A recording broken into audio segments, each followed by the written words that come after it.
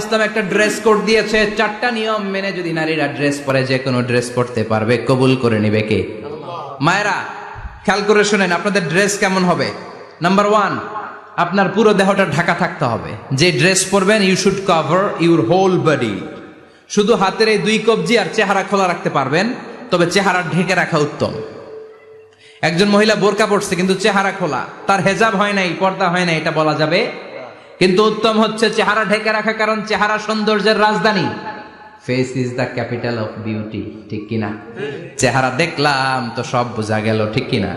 কেমন মাধুর্যতা আছে, দেখতে কেমন সুন্দরী কিনা সব বোঝা যায়। এজন্য চেহারাটাও ঢেকে রাখবেন, চোখটা খোলা রাখবেন।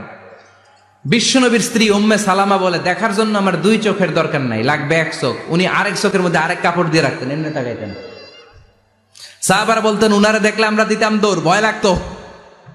চোখ একটা দেখা যায় আর একটা খোলা, উনারে দেখে আমরা এদিক সেদিক পালিয়ে যেতাম। আবার অনেক মহিলারা পা ঢাকে না, পা কিন্তু পর্দার অন্তর্ভুক্ত। সব সময় মেয়েরা পা মোজা পরে বেরোতে হবে, পা দেখানো যাবে না। হাদিসে এসেছে শুধু হাত এতটুকু, পা কিন্তু পর্দার অন্তর্ভুক্ত। উম্মে সালামা বললেন, ইয়া রাসূলুল্লাহ, আমরা তো হাঁটতে গেলে অনেক সময় পা দেখা যায়। বিষ্ণু বললেন, তাই? তাহলে 1 বিঘত নিচ দিয়ে কাপড় বাড়াও। উম্মে সালামা বললেন, জোরে হাঁটলে তো তারপরও দেখা যাবে। বিষ্ণু বললেন, 1 হাত বাড়াও, ধুলাবালি সহ টানবা, তারপরও পায়ের 1 ইঞ্চি দেখানো যাবে। তাহলে ড্রেস কোডের প্রথম নিয়ম হচ্ছে পুরো দেহ ঢাকবেন।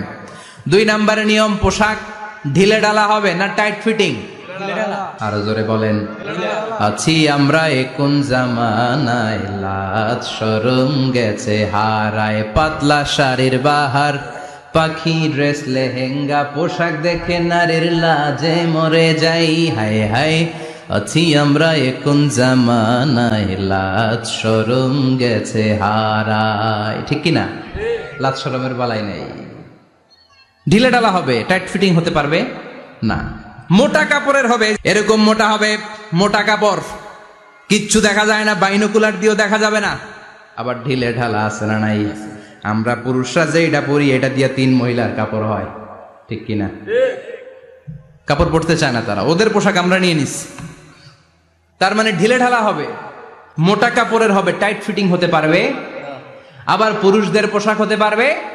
এই 4টা নিয়ম মেনে যে যেই ধরনের পোশাক পরেন, চাদর পরেন সমস্যা নাই, শাড়ি পরেন সমস্যা নাই, ব্লাউজ পরলে ফুল হাতা পরবেন সমস্যা নাই, মেক্সি পরলেও সমস্যা নাই, বোরকা পরলেও সমস্যা নাই, কিন্তু পোশাকটা শালীন পোশাক হতে হবে। কি পোশাক?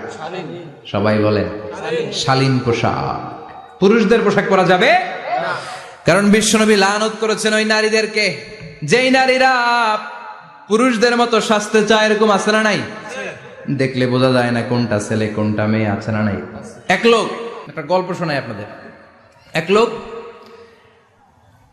এক বাগানে গিয়েছে, যে দেখে বাগানে কিছু ছেলে মেয়ে খেলাধুলা করে, কিন্তু ছেলে মেয়েদের পোশাক দেখে বোঝার উপায় নাই কোনটা ছেলে কোনটা মেয়ে। শুনতেছেন? পোশাকের এমন দশা, কোনটা ছেলে কোনটা মেয়ে বোঝাই যায় না। আফসুস করে বলল, হায় রে, কেমন এদের মা বাবা, কেমন এদের আক্কেল, কি পোশাক তাদের পরিয়েছে, কোনটা ছেলে কোনটা মেয়ে বোঝাই যায় না। পাশে এক ভদ্রলোক বসা ছিল, রেগে মেগে আগুন, এই মিয়া সাবধানে কথা বলেন, জানেন এগুলো আমার সন্তান, আমার সন্তান এগুলো। লোক তো ভয় পেয়ে গেছে, তাই নাকি? ও তাহলে আপনি এদের বাবা? এবার লোকটা রেগে মেগে বলে, আমি আপনার কি চোখ নেই, আমি বাবা হইতে যাবো কেন, আমি তো এদের মা। তার মানে কোনটা ছেলে কোনটা মেয়ে যেমনি বোঝা যায় না, কোনটা বাবা কোনটা মা এটাও বোঝা যায় না। এরকম আছে না নাই? ছেলেরা পরবে ছেলেদের পোশাক, মেয়েরা পরবে মেয়েদের পোশাক। চিল্লায় বলেন ঠিক কিনা?